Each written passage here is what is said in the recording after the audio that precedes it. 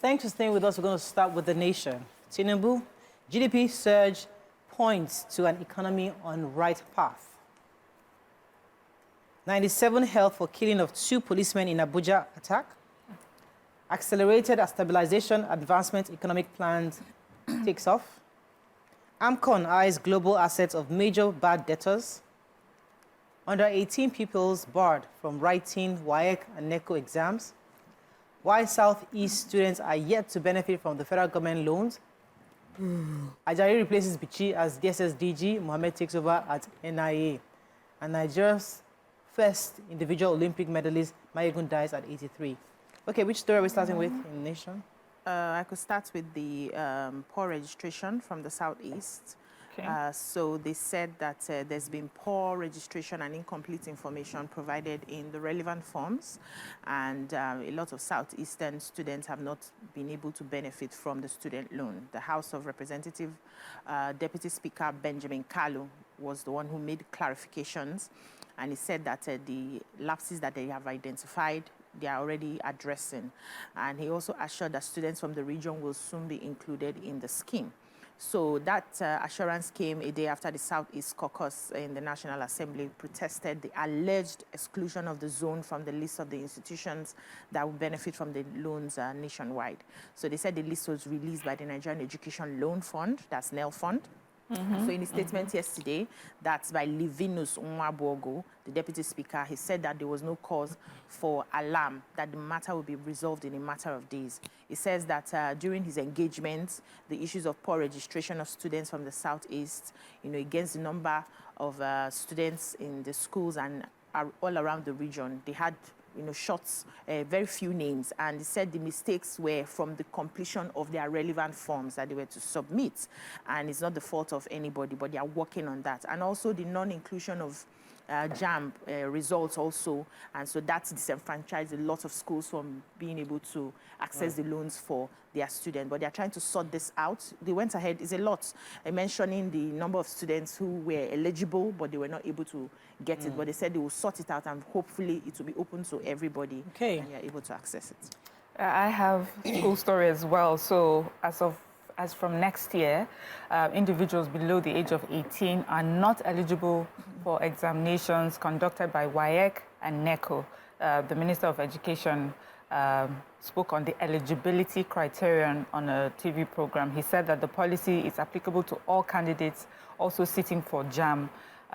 He says that first of all, this is not a new policy. There's always been there, and that they even had a meeting with JAMB to say that this year will be the last time that they will take students below the age of 18, and it should also serve as notice to parents that this is what is going to happen, going forward. He says that if you look at it, basically, when you compute the number of years pupils and learners are supposed to be in school, the number will end up with is 17.5, from early childcare to primary school to junior secondary school and then senior secondary school. So if somebody has not spent the requisite number of years in a particular level of study, you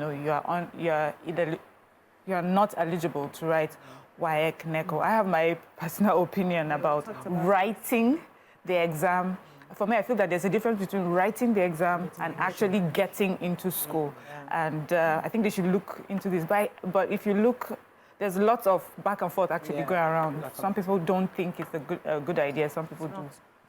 Okay, so I have a story from the Asset Management Corporation of Nigeria, that's AMCON.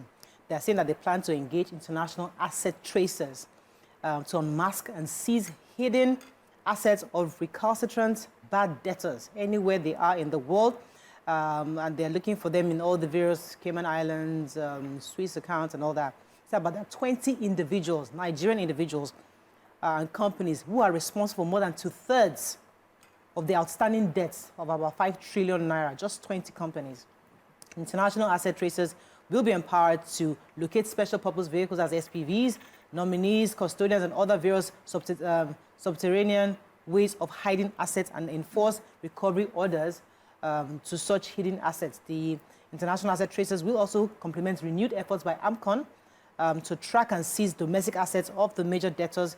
And this is, if you recall, the president had appointed a new management back in February to push and ensure that this debt crisis issue is the debt issue is resolved as soon as possible. Okay. So I want to take the story of the Security Exchange Commission. The Director General of that commission, SEC, Dr. Emomotimi Agama, said that there's going to be he promises there'll be enlightenment and the use of modern technology to tackle the issue of unclaimed dividends. The issue of unclaimed dividends, the amount of money that is being unclaimed is very high. And he said some of the challenges is because people are not aware. There isn't enough enlightenment on how to go about claiming their dividends. And sometimes it is, according to him, lack of identification of investors, and they're going to be deploying technology to solve the problem. So he mentioned that the official portal for this would be the www.sec.gov.ng, as well as the Nigerian Interbank Settlement System, NIBSS. Then there would be the mismatch currently within the BVN and NIN will be verified, that BVN are now being updated, NIN are being updated, and as an institution, they are prioritizing protecting investors. So the platform would also be very protected. Information of investors will be protected. And many Nigerians buy shares without really understanding what it entails or how the money would get into their accounts. Usually they'll have to deposit it physically. But now want to use tech to make it seamless so people that invest in stock exchange will get their funds from the stock exchange. It should improve the confidence of Nigerians to invest in the stock exchange. Moving on now to the Punch. FG to shut errant fuel stations as petrol hits 1,000 naira per litre. WASSCE, ASU NUT differs. FG bans under-18 candidates.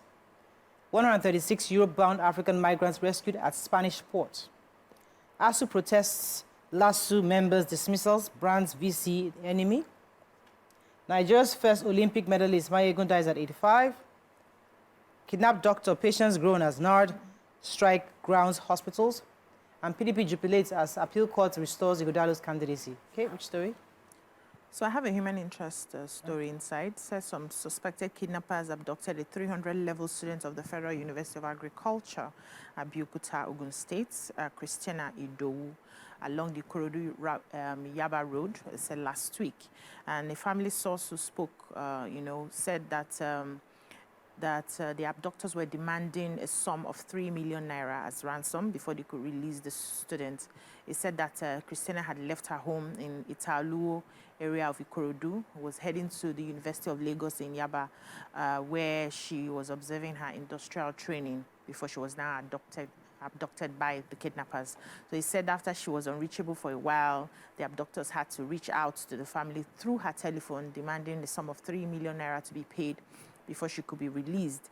Then they had to appeal. The family appealed to the abductors, and they managed to raise a sum of 350,000 naira, which they paid into a certain account. But even at that, they did not release the girl after collecting the money. So they said that they've been communicating, the abductors have been communicating with the family through WhatsApp, and it's gotten to a point where they kept appealing to them, and they reduced the money from 3 million to 1 million, and later 500,000 naira after they had paid 350,000. So they are asking for help. They said they've reported the matter to the police. They cannot handle this anymore. They don't even have money to pay, and they need this girl to be released. So the police, at the point of this report, they said they had not gotten the information, but hopefully they would get it and do the needful. Okay, let's go on a very short break. When we come back, we continue with our review. Stay with us. We'll be right back.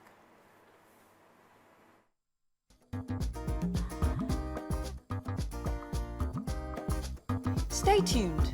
Your View will be right back.